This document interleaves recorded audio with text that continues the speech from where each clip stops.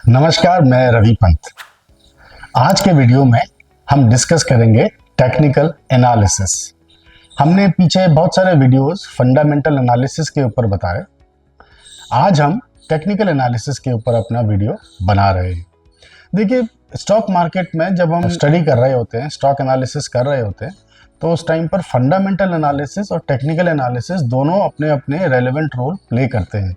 हमने बताया था कि फंडामेंटल एनालिसिस से आप ये डिसाइड कर सकते हैं कि कौन सा शेयर खरीदना है, राइट। और अगर हमें ये भी पता लग सके कि कब खरीदना है, या अगर कोई शेयर ऑलरेडी मेरे पोर्टफोलियो में है, अगर मैं ये समझ पाऊँ कि कब बेचना है, तो शायद मैं टेक्निकल एनालिसिस की बात कर रहा हूँ। और अगर मेरे को ये एंट्री एग्जिट एडवांटेज चाहिए, तो उसके लिए मुझे टेक्निकल एनालिसिस को समझना ज़रूरी है। बेसिकली टेक्निकल एनालिसिस क्या है कि डिमांड एंड सप्लाई के बेसिस से प्राइस वॉल्यूम की चार्टिंग के कॉन्सेप्ट्स पे ये कैलकुलेट होता है कि कब जो प्राइस है वो बढ़ेगा, घटेगा, कहाँ जाएगा, कैसे उसके मूव्स होंगे। ये सारी की सारी चीज़ें हम टेक्निकल एनालिसिस से सीखते हैं। तो एक तरीके से चार्ट्स के बेसिस से इसमें काम होता है, राइट। तो अब देखते हैं कि क्या है एग्जैक्टली टेक्निकल एनालिसिस। तो देखिए, टेक्निकल एनालिसिस तो वही है कि चार्ट के बेसिस से ये डिसाइड करना कि कब हमें किसी शेयर में एंट्री लेनी है या कब हमें किसी शेयर से एग्जिट लेना है, राइट। अब बात आती है टेक्निकल एनालिसिस की, तो इसमें जो इसके जो अंडरलाइंग प्रिंसिपल्स हैं वो क्या है। सबसे पहला है कि जो प्राइस है वो इट डिस्काउंट्स एवरीथिंग। मार्केट में कैसी भी इंफॉर्मेशन हो, पब्लिक इंफॉर्मेशन हो, नॉन पब्लिक इंफॉर्मेशन हो, वो कहीं ना कहीं प्राइस में रिफ्लेक्ट करती है। तो जो भी प्राइस होता है वो एक रियल पिक्चर होता है उसकी इंफॉर्मेशन का। तो it reflects everything, it discounts everything is the concept, right. दूसरा अंडरलाइन जो प्रिंसिपल है वो है कि जो मार्केट है वो एक ट्रेंड में चलता है, या जो प्राइस है वो एक ट्रेंड में चलता है। वो अप ट्रेंड हो सकता है, वो डाउन ट्रेंड हो सकता है, और वो साइडवेज भी हो सकता है। अप ट्रेंड का मतलब जो मार्केट है वो हायर हाइज और हायर लोज बना रहा है, और डाउन ट्रेंड का मतलब lower highs and lower lows बना रहा है, और साइडवेज का मतलब है कंसोलिडेट कर रहा है। और उसके अलावा एक और चीज है जो अंडरलाइंग प्रिंसिपल है, वो है हिस्ट्री रिपीट्स इटसेल्फ। एक्चुअली ये ही एक बेसिस है ह्यूमन साइकोलॉजी का, राइट। तो इन तीन प्रिंसिपल्स पर कहीं ना कहीं जो पूरा टेक्निकल एनालिसिस का कॉन्सेप्ट है जो वो टिका हुआ होता है। यहाँ पर एक बात बहुत रेलेवेंट है आप लोगों को जानने के लिए, वो ये है कि डाउ थ्योरी, जिस पर हमने एक सेपरेट वीडियो बनाया हुआ है, डाउ थ्योरी जो है वो ही है फाउंडेशन मॉडर्न टेक्निकल एनालिसिस का। तो मतलब जो भी डाउ थ्योरी के प्रिंसिपल्स हैं, एक्चुअली वही जो मॉडर्न टेक्निकल एनालिसिस हम करते हैं उसमें इस्तेमाल होते हैं। एक सेपरेट वीडियो हमने बनाया है, जरूर देखिएगा। तो इसका मतलब क्या होगा, डाउ theory is the foundation stone, right. अब बात आती है कि कैसे करते हैं टेक्निकल एनालिसिस। देखिए, जो टेक्निकल एनालिसिस है उसके टूल्स हैं, बिल्कुल हैं। तो जैसे हमने बात करी कि technical analysis is the study of charts, तो इसका मतलब चार्ट्स जो होंगे वो सबसे पहला टूल टेक्निकल एनालिसिस का बन जाएगा। तो क्या हो गया उसमें, चार्ट्स जैसे बार चार्ट हो सकता है, लाइन चार्ट हो सकता है, राइट। वो कैंडलस्टिक चार्ट भी हो सकता है, वो हाइकनाशी चार्ट हो सकता है, रैंको चार्ट हो सकता है, पॉइंट एंड फिगर चार्ट हो सकता है।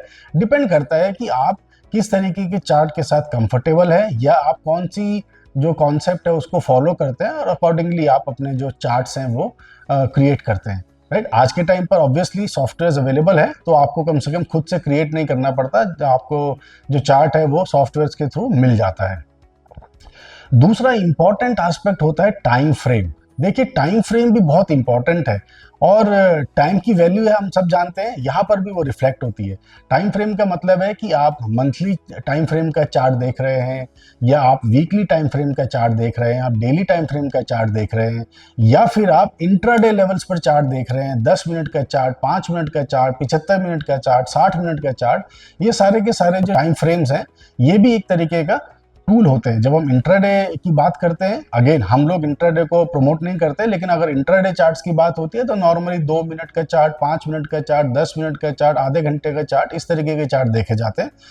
जब हम कोई शॉर्ट टर्म इन्वेस्टमेंट्स की बात करते हैं तो उस टाइम पर नॉर्मली डेली चार्ट देखा जाता है। जब हम थोड़ा मीडियम टर्म की बात करते हैं तो वीकली चार्ट देखा जाता है, और जब हम लॉन्ग टर्म की बात करते हैं तो मंथली चार्ट देखना चाहिए, राइट। चलिए हम बेस्ट प्रैक्टिसेस में डिस्कस करेंगे इस बात को डिटेल में थोड़ी देर में, राइट।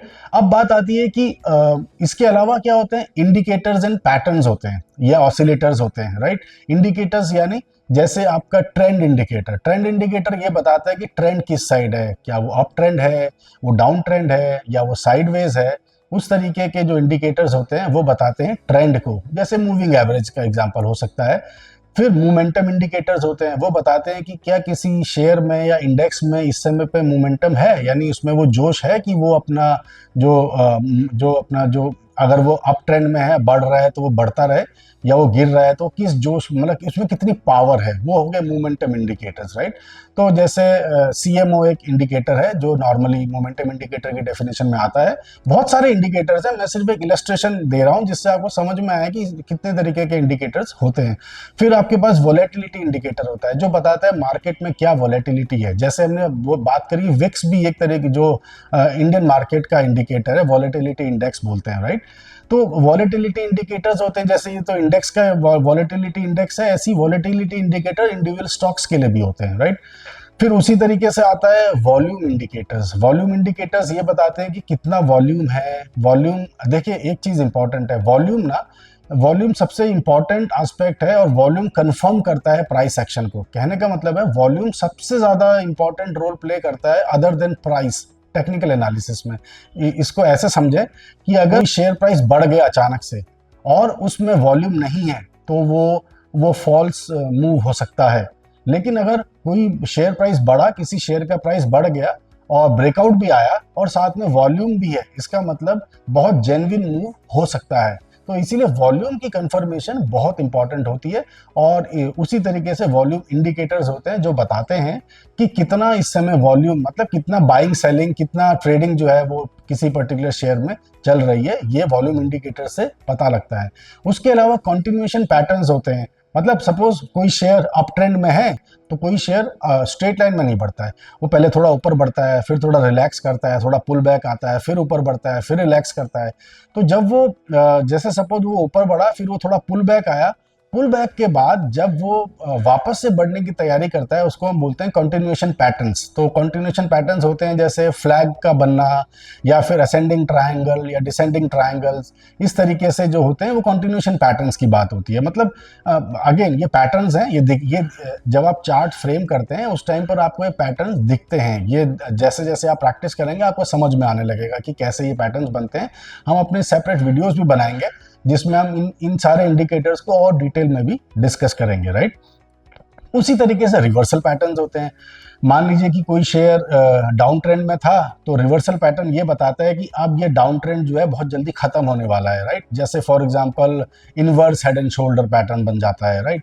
या अगर कोई अप ट्रेंड में है तो कोई ऐसा पैटर्न बनेगा जैसे कि हेड एंड शोल्डर पैटर्न बनेगा। तो ऐसा होगा कि ये जो ट्रेंड है अप ट्रेंड का, ये खत्म होने वाला है, ट्रेंड रिवर्सल की तरफ हम लोग जा रहे हैं। देखिए अब ये सारे हमारे टेक्निकल टूल्स नॉर्मली होते हैं जो हमने डिस्कस करे।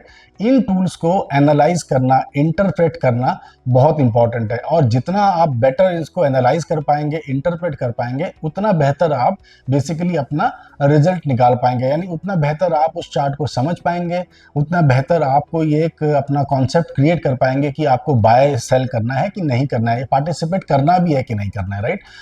इससे क्या समझ में आया हमारे को टेक्निकल एनालिसिस से, कि जो मार्केट है वो सिर्फ नंबर से नहीं चलता है। मतलब सिर्फ ऐसा नहीं है कि कोई अच्छा क्या कहते हैं, हमारा किसी ने अच्छा रिजल्ट दे दिया या कहीं पर अच्छी बाइंग सेलिंग आ गई तो सिर्फ नंबर नहीं है, इमोशंस भी है। देखिए मैं ऐसा नहीं कह रहा हूँ कि अगर किसी शेयर प्राइस में अगर किसी कंपनी ने प्रॉफिट किया तो वो चलेगा नहीं, बिल्कुल चलेगा, लेकिन नंबर्स के साथ साथ इमोशंस का होना भी बहुत ज़रूरी है। वो इमोशंस कौन से होते हैं?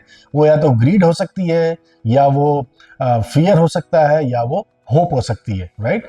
तो जैसे सपोज किसी कंपनी ने अच्छे रिजल्ट्स दिए तो ये तो हो गया नंबर्स, लेकिन अगर उसमें बाइंग नहीं आई तो फिर क्या होगा? मैंने बोला डिमांड एंड सप्लाई के बेसिस से ही प्राइस में मूव आता है, राइट। वॉल्यूम के बेसिस से ही प्राइस में मूव कंफर्म होता है, बेटर मूव कंफर्म होता है। तो इसका मतलब क्या है? जब तक उसमें मार्केट में इमोशंस ऐड नहीं होंगे तब तक उसमें कोई और आप एक बेहतर मूव नहीं देख पाएंगे, चाहे वो मूव अपवर्ड हो चाहे वो मूव डाउनवर्ड हो, राइट। तो ये मूव, ये जो इमोशंस होते हैं ये होते हैं ग्रीड, फियर या होप। यानी कि ग्रीड का मतलब हो गया कि हमने बाइंग करी, ब्रेकआउट्स जिसको बोलते हैं, वॉल्यूम के साथ ब्रेकआउट होना, ऑप्टिमिज्म होना इज होप, राइट। और पैनिक सेलिंग, डर के मारे या बहुत ज्यादा एक्सेसिव सेलिंग कर देना किसी बैड न्यूज के बेसिस से, वो हो गया हमारा फियर। तो ये जो मार्केट है सिर्फ नंबर से नहीं चलता है, इमोशन से भी चलता है। क्या टेक्निकल एनालिसिस की लिमिटेशंस होती हैं? बिल्कुल होती हैं। हो सकता है पैटर्न, जैसे मैंने आपको बताया कि वॉल्यूम बहुत इंपॉर्टेंट रोल प्ले करता है, तो अगर वॉल्यूम के साथ कंफर्मेशन पैटर्न का नहीं है, या फिर कई बार पैटर्न फेल हो जाता है, पैटर्न यानी जैसे हमने बोला था कंटिन्यूएशन पैटर्न या रिवर्सल पैटर्न फेल हो जाता है, तो ये उसकी लिमिटेशन है, फेल हो सकता है। उसी तरह इंडिकेटर्स कई बार लैग करते हैं। हो सकता है जब मैं ट्रेड लेने के लिए जाऊं उस टाइम पर इंडिकेटर ने जितना जो बेनिफिट देना था वो ऑलरेडी आ चुका है, जो रन आना था वो ऑलरेडी आ चुका है। तो हो सकता है इंडिकेटर लैग कर जाए, उसकी वो भी एक तरीके का लिमिटेशन है। और उसके अलावा इंटरप्रिटेशन इशू भी हो सकता है। मुझे ऐसा लगा कि पैटर्न बना हुआ है, या मुझे ऐसा लगा कि ये इंडिकेटर में इस समय मुझे कोई ट्रेड लेना ही लेना है। तो यानी इंटरप्रिटेशन इश्यूज भी हो सकते हैं। क्या इसमें कुछ बेस्ट प्रैक्टिसेस हम यूज कर सकते हैं? बिल्कुल कर सकते हैं। देखिए, सबसे पहले तो यह है कि एक इंडिकेटर के बेसिस पे आपने नहीं करना है। आपको ये बात सही है कि too much analysis also leads to paralysis. तो ऐसा नहीं है कि आप बहुत सारे इंडिकेटर्स यूज कर रहे हैं, लेकिन कम से कम 2-3 इंडिकेटर आपके पास ऐसे होने चाहिए जो एक दूसरे को कॉम्प्लीमेंट करते हों, राइट, जिससे हम बेटर डिसीजन मेकिंग कर सकें। तो सिर्फ एक इंडिकेटर के, जैसे मैंने आपको बोला प्राइस बढ़ा, अगर प्राइस के साथ आपने वॉल्यूम नहीं रखा हुआ है तो नहीं पता लगेगा। अगर वॉल्यूम कंफर्म कर रहा है तो ही प्राइस का बेनिफिट है। तो यानी कम से कम प्राइस के साथ वॉल्यूम होना जरूरी है। उसी तरीके से वॉल्यूम में भी फिर अलग अलग इंडिकेटर्स हो जाते हैं। उसी तरह से और बहुत सारे, जैसे हमने बताया, मोमेंटम इंडिकेटर, वॉलेटिलिटी इंडिकेटर। तो एक इंडिकेटर के बेसिस से आपने टेक्निकल एनालिसिस नहीं करनी है। Judiciously 2-3 indicator better decision making के लिए आपने इस्तेमाल करने हैं। और लेकिन इसके साथ साथ मैंने आपको बोला इंटरप्रिटेशन का नेगेटिविटी तो हो सकती है, यानी लिमिटेशन है इसकी कि इंटरप्रिटेशन मेरा गलत हो जाए। तो उसके लिए हमने क्या करना है? हमने हमेशा डिस्कस किया है स्टॉप लॉस होना बहुत जरूरी है।